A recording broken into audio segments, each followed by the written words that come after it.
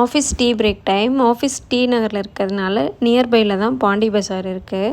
Tea குடிச்சிட்டு இருக்கும்போது என்ன யோசிச்சோன்னு தெரில, எல்லோரும் ஒரு வாக் போயிட்டு வரலாம் பாண்டி பஜார் வரைக்கும்னு சொல்லிட்டு கிளம்பிட்டோம்.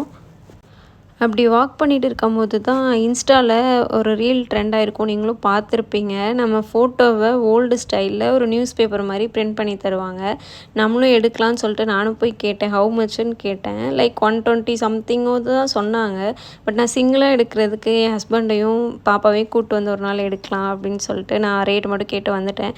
நிறைய பேர் இன்ஃப்ளூயன்சஸ்லாம் நிறைய பேர் ஷூட் பண்ணிகிட்டு இருந்தாங்க, நிறைய பேட்டி எடுத்துகிட்டு இருந்தாங்க. அப்புறம் ஒரு கிளி ஸ்பாட்டடுன்ற மாதிரி 2 கிளி லவ் பண்ணிகிட்டு இருந்தது. சரி, அதுங்களை நம்ம டிஸ்டர்ப் பண்ண வேணான்னு சொல்லிட்டு நாங்கள் அப்படியே கிளம்பிட்டோம்.